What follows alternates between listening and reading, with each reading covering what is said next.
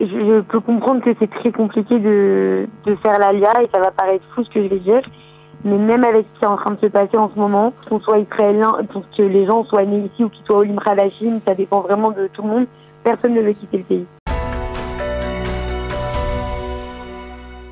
En ligne avec Shana Tibi. Shana, bonjour, Boker Tov.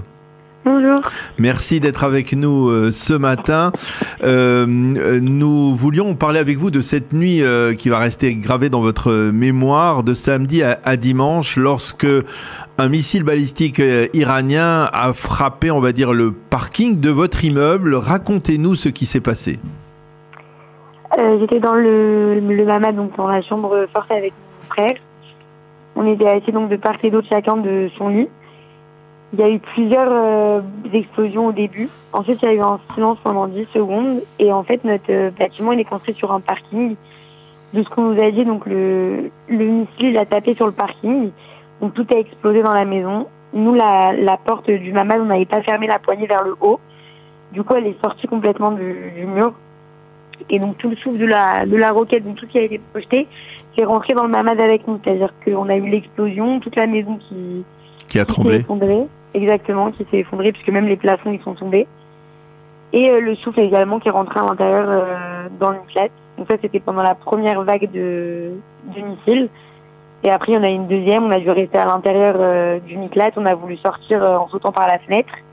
Sauf que tout était enfumé en fait autour de la maison, donc on n'a pas pu sortir. Donc on s'est renfermé dans le mamad en attendant les secours. Vous êtes à un étage bas, on le comprend, n'est-ce pas? Vous êtes au premier étage, c'est cela? Exactement, on était au premier étage, mais on n'aurait pas pu sauter vu que tout prenait feu en fait autour et que l'appartement il était impraticable. Tout était effondré en fait. Alors d'abord, comment vous avez réussi à quitter le mamad? La porte elle s'est ouverte. Comme on n'a pas fermé la poignée vers le haut, on a juste claqué normalement. La porte elle est complètement sortie du mur. Ah, elle est sortie de ses gonds et elle a été projetée, on va dire, vers l'extérieur ou vers l'intérieur? Vers l'intérieur. Vers l'intérieur. L'extérieur, pardon, excusez-moi. Vers l'extérieur de la chambre.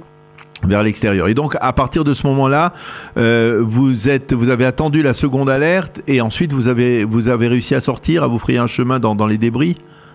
En fait, après, il y a eu la première alerte et 2 secondes après, donc on était vraiment très choqués, on était au téléphone avec les secours.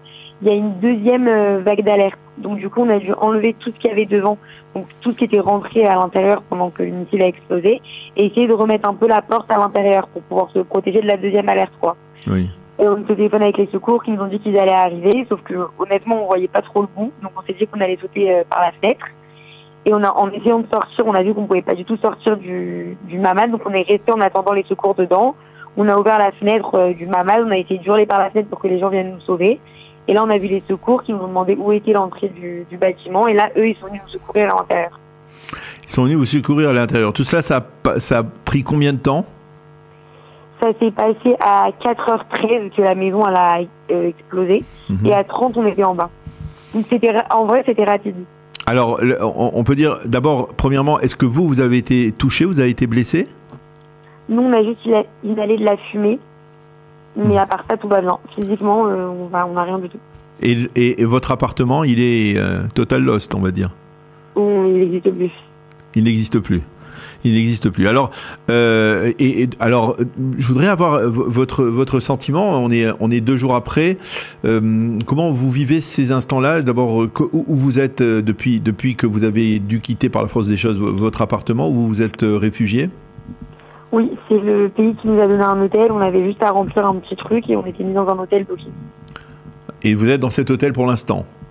Exactement. Et on vous a informé, on vous a dit combien de temps vous allez rester dans cet hôtel, dans cette situation un peu précaire?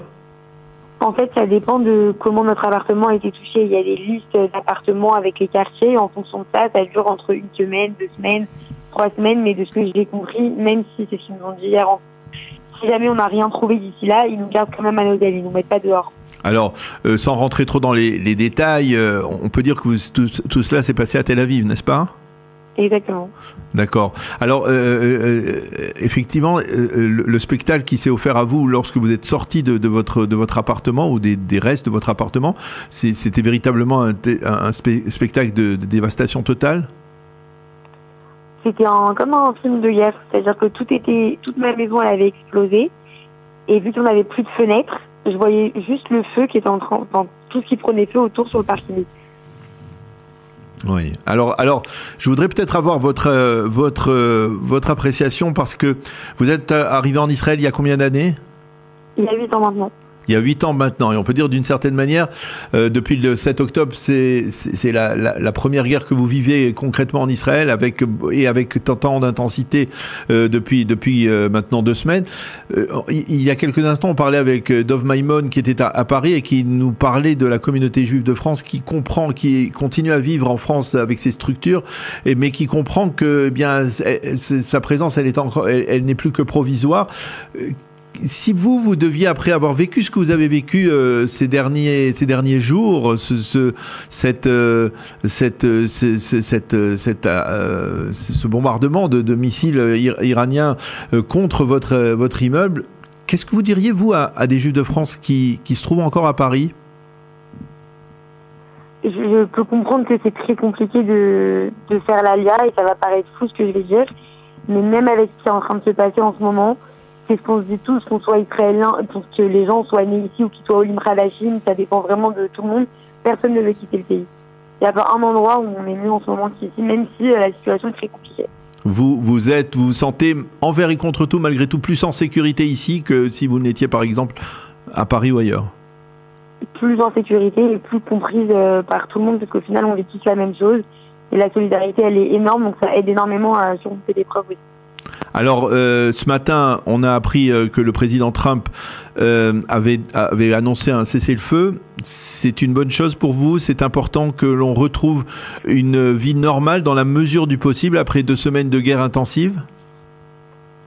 Ça dépend où ça va mener le cessez-le-feu. Si c'est pour qu'après ce soit encore pire, alors peut-être que c'est mauvais, mais je pense que les Israéliens, on a quand même besoin d'une petite pause en ce moment après tout ce qui s'est passé pendant ces 12 jours. Ça paraît rien de 12 jours, mais c'était quand même très très intense. Donc je pense que ça peut faire du bien aussi à tout le monde qui est quand même en cessez-le-feu. Alors, vous avez des projets pour les prochains jours, les prochaines semaines? Comment vous allez organiser votre vie maintenant que vous êtes, on va dire, à l'hôtel, de manière, on va dire, provisoire?